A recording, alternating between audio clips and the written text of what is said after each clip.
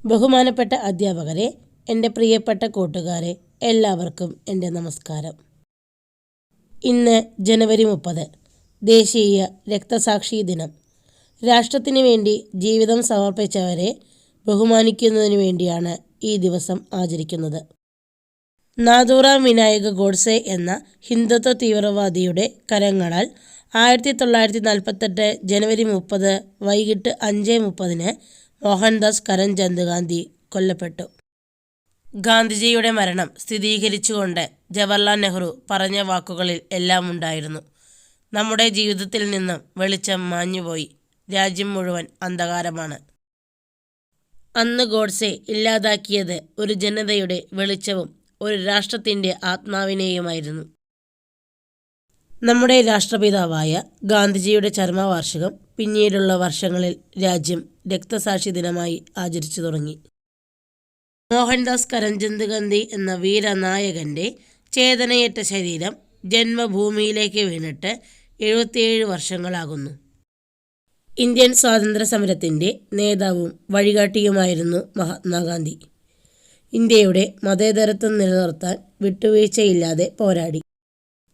സത്യം, അഹിംസ എന്നീ തത്വങ്ങളിൽ അടിയുറച്ചു വിശ്വസിച്ച് അതിനായി ഒഴിഞ്ഞുവെച്ച ജീവിതമായിരുന്നു മഹാത്മാഗാന്ധിയുടേത്. എൻ്റെ ജീവിതമാണ് എൻ്റെ സന്ദേശം എന്ന് പറഞ്ഞ ഗാന്ധിജി സ്വന്തം ജീവിതം കൊണ്ട് തന്നെ ആ വാക്കുകൾക്ക് അർത്ഥം നൽകി. സമൂഹത്തിലെ ഏറ്റവും ദരിദ്രനായ മനുഷ്യനെക്കുറിച്ചായിരുന്നു ഗാന്ധിജി ആലോചിച്ചിരുന്നത്. കർഷകരും തൊഴിലാളികളും സ്ത്രീകളും വിമോചിക്കപ്പെടുന്ന ലോകമാണ് അദ്ദേഹം സ്വപ്നം കണ്ടത്.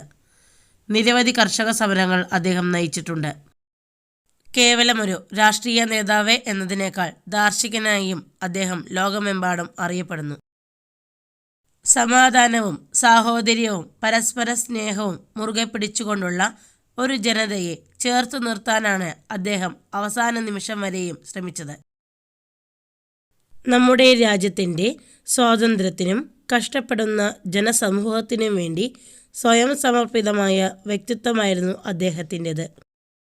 മതതീവ്രവാദവും യുദ്ധവും കലാപങ്ങളും ജാതിമത വർഗഭേദങ്ങളും തീവ്രമായി കൊണ്ടിരിക്കുന്ന ഈ കാലഘട്ടത്തിൽ എല്ലാ മതങ്ങളെയും ഒരുപോലെ ബഹുമാനിക്കുന്ന, സത്യത്തിലൂടെയും അഹിംസയിലൂടെയും സഞ്ചരിച്ച് സൂര്യനസ്തമിക്കാത്ത ബ്രിട്ടീഷ് സാമ്രാജ്യത്തെ കെട്ടുകെട്ടിച്ച മഹാത്മാഗാന്ധിയുടെ ആദർശങ്ങളാണ് നാം സ്വീകരിക്കേണ്ടത്.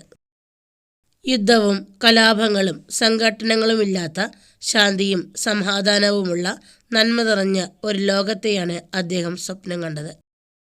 ഗാന്ധിജിയുടെ ആദർശങ്ങൾക്ക് പ്രസക്തി ഏറി വരുന്ന ഈ കാലഘട്ടത്തിൽ ധർമ്മത്തിൻ്റെയും സത്യത്തിൻ്റെയും അഹിംസയുടെയും വാഹകരായി നമുക്ക് മുന്നേറാം.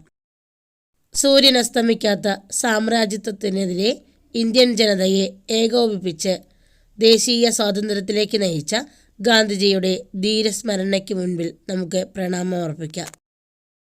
നമ്മുടെ ഇന്ത്യയുടെ സ്വാതന്ത്ര്യത്തിനായി ജീവത്യാഗം ചെയ്ത എല്ലാ ധീര നേതാക്കൾക്കും സൈനികർക്കും പ്രണാമം.